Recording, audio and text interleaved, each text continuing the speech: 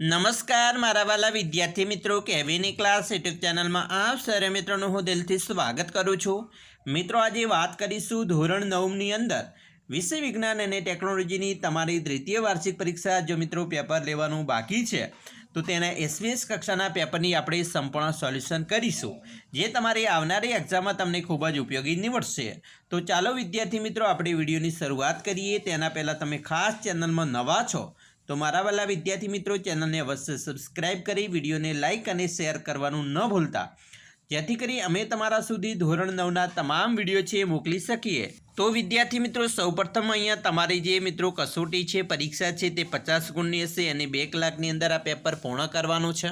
ત્યારે વિભાગ નંબર એથી શરૂઆત કરીશું. અહીંયા વિભાગ નંબર એની અંદર મિત્રો તમને 10 ગુણની અંદર પૂછવામાં આવશે, જેના માગ્યા મુજબ ઉત્તર આપવાના છે. પહેલો પ્રશ્ન છે કે ઉનાળામાં માટલાનું પાણી ઠંડુ રહે છે, આ ક્રિયા સાથે સંકળાયેલી ઘટના કઈ છે?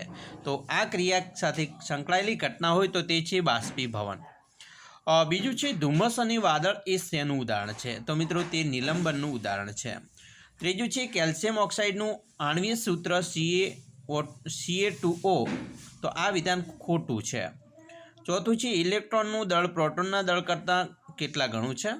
ઘણું છે એમ, તો કરતાં ઘણું વધારે છે, તો આ વિધાન સાચું છે. પાંચમું છે સરળ શર્કરાઓમાંથી જટિલ શર્કરાઓમાં નિર્માણ કરતી અંગિકા, તો એને મિત્રો ગોલ્કી પ્રસાધન કહેવામાં આવે છે. હવે નેક્સ્ટ વાત કરીશું. અહીંયા છઠ્ઠો પ્રશ્ન છે કે તો એનું મૂલ્ય છે મિત્રો કે, તો એની અંદર આવશે 18 L, તો એમાં મિત્રો આવશે 16 તૃતીયાંશ. અહીંયા મિત્રો સોરી કે એમાં થોડીક મિસ્ટેક છે, આપણે પછી સોલ્યુશન કરીએ. પહેલાં L તો C આવશે, M તો 18 આવશે, N તો એમાં આવશે D અને K તો આવશે 12. બરાબર, ખાસ ધ્યાનથી જોઈ લેજો. સાતમું છે મિત્રો દઢોતક પેશીમાં ખળિયાનું સ્થૂલન જોવા મળે છે, તો લિગ્નિન. આઠમું છે લેક્ટોમીટરનો ઉપયોગ, તો મિત્રો દૂધના નમૂનાની શુદ્ધતા માપવા માટે લેક્ટોમીટરનો ઉપયોગ થાય છે. એના પછી નવમું છે બૃહદ કે ગુરુ પોષક તત્વ ક્યાં છે અને તેમના ગુરુ પોષક તત્વ કેમ કહે છે? તો મિત્રો બૃહદ કે ગુરુ પોષક તત્વમાં nitrogen, potassium, calcium, phosphorus, magnesium અને સલ્ફર, તેઓ ગુરુ પોષક તત્વ કહે છે, કારણ કે વનસ્પતિને આ પોષક તત્વો વધારે માત્રામાં જોઈએ છે એટલા માટે. વિભાગ બીની અંદર મિત્રો તમને 2 ગુણમાં એક પ્રશ્ન પૂછવામાં આવશે. 16 ગુણનો છે વિભાગ બી, જેની અંદર મિત્રો નીચે આપેલી આકૃતિ માટે ABCDE તથા Fની અવસ્થામાં રૂપાંતર અને નામાંકન કરવાનું છે. A તો મિત્રો ગલન, એવી રીતે B તો બાષ્પીભવન, C તો સંઘનન, D તો ઘનીકરણ, E તો ઉર્ધ્વપાતન અને F તો બાષ્પનું ઘનીકરણ અથવા ઉર્ધ્વપાતન. નેક્સ્ટ છે તફાવત આપવાનો છે, ભૌતિક અને રાસાયણિક ફેરફાર. તો સરસ મજાનો આપણે તફાવત લખી શકીએ છીએ. એના પછી રાસાયણિક સૂત્ર આપવાનું છે મેગ્નેશિયમ હાઇડ્રોક્સાઇડ, તો MgO2, બરાબર. પછી ઉદાહરણ સહિત સમજૂતી આપવાનું છે દળાંક. દળાંક એટલે મિત્રો પરમાણુના કેન્દ્રમાં રહેલા પ્રોટોન અને ન્યુટ્રોનની કુલ સંખ્યાના સરવાળાના તત્વોની દળાંક કહે છે. ઉદાહરણ તરીકે એલ્યુમિનિયમનો દળાંક તો 13 પ્રોટોન પ્લસ 14 ન્યુટ્રોન બરાબર 27 U થાય છે. એના પછી મિત્રો ઉદાહરણ સહિત સમજૂતી આપવાની છે સમસ્થાનિકો. સમસ્થાનિકો એક જ તત્વના જુદા જુદા પરમાણુઓ કે જેમના પરમાણુય ક્રમાંક સમાન પરંતુ દળાંક અસમાન હોય તો તેમને સમસ્થાનિકો કહે છે. ઉદાહરણ તરીકે હાઇડ્રોજન 3 સમસ્થાનિક પ્રોટિયમ, ડ્યુટેરિયમ અને ટ્રિટિયમ ધરાવે છે. પછી નેક્સ્ટ છે 15મું છે વૈજ્ઞાનિક કારણ આપવાનો છે. દઢોતક પેશી વનસ્પતિના ભાગોને મજબૂતાઈ આપે છે, તો એનો જવાબ પણ લખી શકાય કે દઢોતક પેશીના કોષો મૃત હોય છે. આ પેશીના કોષોની કોષ દિવાલ લિગ્નિનના સ્થળને લીધે જાડી હોય છે. લિગ્નિન કોષોને મિત્રો દૃઢ બનાવવા માટે સિમેન્ટ જેવું કાર્ય કરતો રાસાયણિક પદાર્થ છે. આમ લિગ્નિનની જમાવટને કારણે દઢોતક પેશી દૃઢ બની વનસ્પતિના ભાગોની મજબૂતાઈ પણ આપે છે. એના પછી મિત્રો તમને તફાવત પૂછી શકે છે ઝડપ અને વેગનો, તો 4 મુદ્દા લખી શકાય.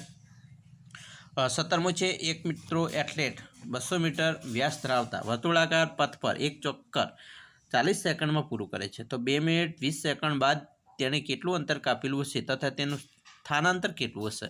તો એ મિત્રો 2200 મીટર જેટલું અંતર કાપ્યું હશે, જે તમે જોઈ શકો છો, બરાબર. અને એનું અંતર 2200 મીટર અને સ્થાનાંતર છે એ 200 મીટર હશે. 18મું છે નીચેના પૈકી કોનું ઝડપ વધુ છે? રબરનો દડો અને તેટલો જ પરિણામવાળો પથ્થર અને સાયકલ ટ્રેન અને ત્રીજું છે 5 રૂપિયાનો સિક્કો અને 1 રૂપિયાનો સિક્કો। તો મિત્રો કોઈપણ પદાર્થનું દ્રવ્યમાન તેના જડત્વનું માપ છે। આપેલા જુદા જુદા પદાર્થોમાં જે પદાર્થનું મિત્રો દળ વધુ હોય તેનું જડત્વ વધારે હોય, જેમ કે પથ્થર, ટ્રેન અને 5 રૂપિયાનો સિક્કો। 19માં છે પાણીની સપાટી પર કોઈ પદાર્થને રાખતા તે કેમ તરે છે અથવા ડૂબે છે। તો એની મિત્રો જોઈએ કે પદાર્થની ઘનતા અને પાણીની ઘનતાના મૂલ્ય વડે નક્કી થઈ શકે છે। આપેલ પદાર્થમાં પાણી તરશે કે ડૂબશે। જો પદાર્થની ઘનતા પાણીની ઘનતા કરતાં ઓછી હોય તો તે પદાર્થ પાણીમાં તરે છે, જ્યારે જે પદાર્થની ઘનતા પાણીની ઘનતા કરતાં વધુ હોય તો તે પદાર્થ પાણીમાં ડૂબે છે। ટૂંક નોંધ લખવાની છે પાકની ફેરબદલી। તો પાકની ફેરબદલીમાં પણ મિત્રો વર્ષ માટે ફેરબદલી, મકાઈ, રાઈ, ડાંગર, ઘઉં, પછી વર્ષ માટે ફેરબદલી, જેમાં ફેરબદલીમાં લેવાતા મુખ્ય પાકો છે મકાઈ, રાઈ, શેરડી, મેથી, બરાબર, મકાઈ, બટાટા, વટાણા।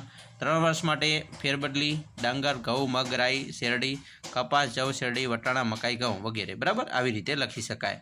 હવે મિત્રો વિભાગ સી ઉપર જઈશું। તેની અંદર આપણે 3 ગુણની અંદર એક પ્રશ્ન પૂછાશે, ખાસ 12 ગુણનો વિભાગ સી છે। 21મું છે ડાલ્ટનના પરમાણ્વીય સિદ્ધાંતની અભિધારણાઓ જણાવો। તો એનો સરસ મજાનો જવાબ પણ મિત્રો આપણે લખી શકીએ છીએ। 22મું છે રુથરફોર્ડના પ્રયોગમાં ટૂંકમાં વર્ણવવાના છે, આ પ્રયોગનું અવલોકન જણાવવાનું છે। તો એ પણ મિત્રો 3 ગુણમાં આપણે આ રીતે આકૃતિ સહિત સમજૂતી આપી શકીએ। 23મું છે ટૂંક નોંધ લખવાની છે હૃદય સ્નાયુ પેશી। તો હૃદય સ્નાયુ પેશી વિશે પણ મિત્રો લખી શકીએ છીએ અને બરાબર। 24મું છે ન્યૂટનની ગતિના બીજા નિયમનું ગાણિતિક સૂત્ર F = ma તારવવાનું છે, તો એના વિશે પણ મિત્રો લખી શકાય। 25મું છે ગુરુત્વાકર્ષણનો સાર્વત્રિક નિયમ સમજાવો, તેનું ગાણિતિક સ્વરૂપ પણ મેળવવાનું છે।